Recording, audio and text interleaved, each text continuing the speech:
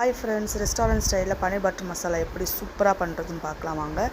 இங்கே வந்து வெங்காயம் நல்லா ஒரு 3 வெங்காயம் 4-5 தக்காளி எடுத்து வச்சுருக்கேன். உங்களுக்கு தேவையான அளவுக்கு நிறைய வேணும்னா 5-6 போட்டுக்கோங்க. ஆனால் வெங்காயம் கம்மியாகவும் தக்காளி கொஞ்சம் கூடவும் போட்டுட்டுங்க. 4 காஷ்மீர் மிளகா, ஒரு 5-6 வரமிளகா எடுத்து வச்சுருக்கேன்.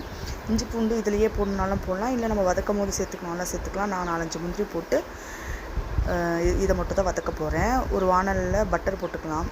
பட்டர் மெல்ட் ஆனதுக்கப்புறம் நம்ம இப்படி வச்சுருக்க எல்லாமே போட்டு நல்லா வதக்கி விடுங்க. ஒரு 2-3 நிமிஷம் நல்லா வதங்கி வரட்டும். இந்த மாதிரி கலரி விட்டுக்கிட்டே இருங்க, ஏன்னா அடிப்பிடிச்சி. இந்த மாதிரி நல்லா வதங்கி வந்ததுக்கப்புறமா இதை ஒரு ஓரமாக எடுத்து வச்சுருங்க. நல்லா ஆறட்டும். இப்போ பார்த்தீங்கன்னா நல்லா ஆறுனதுக்கப்புறமா நம்ம ஒரு மிக்ஸி ஜாரில் போட்டு லைட்டாக தண்ணி ஊற்றிக்கோங்க, இல்லைன்னா ஃபஸ்ட்டு அரைச்சிக்கோங்க. வேணும்னா தண்ணி ஊற்றிக்கலாம். இந்த பதத்தில் அரைச்சி வந்ததுக்கப்புறம் திரும்ப அதே வானலை வச்சு கொஞ்சமாக பட்டர் போட்டுக்கலாம். ஒரு பட்டை. இப்போ நான் ஒரு அரை வெங்காயம் வந்து இந்த மாதிரி பொடி பொடிசாக நறுக்கி வச்சுருக்கேன். அதையும் போட்டு கொஞ்சம் வதங்கி வரட்டும். அதுக்குள்ளே பட்டரை வந்து நம்ம இந்த மாதிரி ஷேப்பில் க்யூப்ஸை கட் பண்ணி வச்சுக்க. வேணும்னா நீங்கள் வந்து வறுத்து போகலாம். நான் ரெஸ்டாரண்ட்டில் அது மாதிரி வறுக்க மாட்டாங்க, நார்மலாக தான் போடுவாங்க. ஸோ நான் அதே மாதிரி போட்டுக்கிறேன். இப்போ அரைச்சி வச்ச விழுது எல்லாத்தையும் இதில் சேர்த்து கொஞ்சமாக அந்த தண்ணியை மிக்ஸ் பண்ணி கலக்கி ஊற்றிக்கலாம். இது ஒரு 2 நிமிஷம் நல்லா ஒரு மீடியம் ஃப்ளேமில் வச்சுக்கோங்க. நான் இப்போ ஸ்டேஜில் தான் இஞ்சி பூண்டு பேஸ்ட் போட்டுக்கிறேன். உங்களுக்கு வேணும்னா நீங்கள் வெங்காயம் வதங்கும் போது கூட போட்டுக்கலாம். இப்போ கொஞ்சமாக கரம் மசாலா போட்டுக்கலாம். நல்லா கிளறி விடுங்க. நல்லா கிளறி வரட்டும். இதுக்கு தேவையான அளவு உப்பு சேர்த்துக்கலாம்.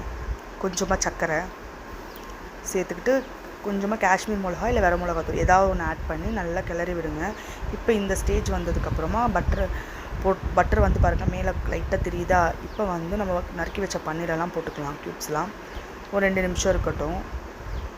இதெல்லாம் கிளறி 2 நிமிஷம் கழித்து நல்லா இந்த மாதிரி வந்ததுக்கப்புறமா இப்போ வந்து நம்ம என்னென்னா ஃப்ரெஷ் க்ரீம் நல்லா ஆட் பண்ணிக்கோங்க.